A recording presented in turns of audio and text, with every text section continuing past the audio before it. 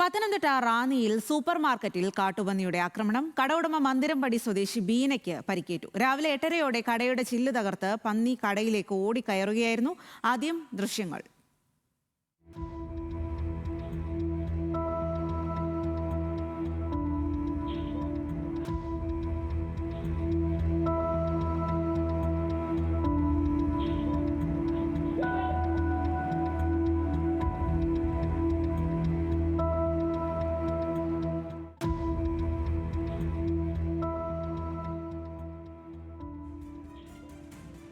ശ്രീരാജ് ബാബുവാണ് വിവരങ്ങളുമായി ചേരുന്നത്. ശ്രീരാജ്, ഏറെ ഭീതിപ്പെടുത്തുന്ന ദൃശ്യമാണ്. തുറന്നിരിക്കുന്ന ഒരു സൂപ്പർ മാർക്കറ്റിലേക്ക് കാട്ടുപന്നി കയറിപ്പോകുന്നു. അതിനകത്തു നിന്നുമുള്ള സ്റ്റാഫ് ഓടി പുറത്തേക്ക് പോകുന്നു കാട്ടുപന്നിയെ പേടിച്ചിട്ട്.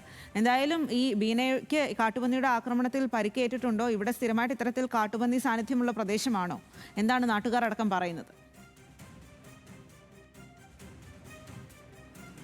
സ്വാതി, സ്ഥിരമായി കാട്ടുപന്നി ശല്യമുള്ള പ്രദേശം തന്നെയാണ്. രാവിലെ സൂപ്പർ മാർക്കറ്റ് തുറന്ന് സാധനങ്ങൾ അടുക്കി വെക്കുന്നതിനിടയിലാണ് കടയുടമയായ ബീനയ്ക്ക് കാട്ടുപന്നിയുടെ ആക്രമണം ഏൽക്കുന്നത്. രാവിലെ 8:30 കൂടിയായിരുന്നു സംഭവം.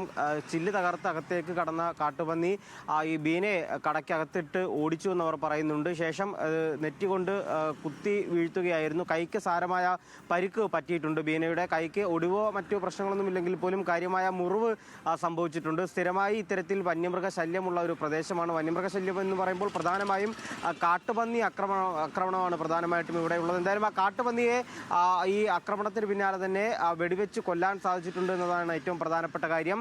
എക്സൈസ് ഓഫീസിന് സമീപം, റാന്നി എക്സൈസ് ഓഫീസിന് സമീപത്ത് വെച്ച് തന്നെ ഈ കാട്ടുപന്നിയെ കണ്ടെത്താനും അതിനെ വെടിവെച്ച് കൊല്ലാനും കഴിഞ്ഞിട്ടുണ്ട്. എന്തായാലും കാട്ടുപന്നി ആക്രമണം സ്ഥിരമായുള്ളൊരു പ്രദേശം. ജനങ്ങൾക്ക് അവരുടെ ജീവിതം വലിയ തരത്തിൽ ദുസ്സഹമാകുന്ന ഒരു സാഹചര്യം. കൃഷിയടക്കം സ്ഥിരമായി ഇത്തരത്തിൽ വന്യമൃഗം എത്തി നശിപ്പിക്കുന്ന ഒരു സാഹചര്യം അവിടെ നിലനിൽക്കുന്നു. വനംവകുപ്പിന്റെ ഭാഗത്തു നിന്നും കൃത്യമായ ഇടപെടൽ ഉണ്ടാകണമെന്നാണ് ആവശ്യം. എന്തായാലും ഇന്ന് രാവിലെ 8:30 കൂടിയാണ് ബീന, സൂപ്പർ മാർക്കറ്റ് ഉടമയാണ്, റാന്നി മന്ദിരംപടി സ്വദേശിയാണ്, അവർക്ക് ഇത്തരത്തിൽ കാട്ടുപന്നിയുടെ ആക്രമണത്തിൽ പരിക്കേൽക്കുന്നത്. കൈക്ക് സാരമായ പരിക്കുണ്ട് എന്നതൊഴിച്ചാൽ വലിയ അപകടത്തിലേക്ക് കടന്നിട്ടില്ല എന്നാണ് ഏറെ ആശ്വാസകരമായ കാര്യം. സ്വാതി.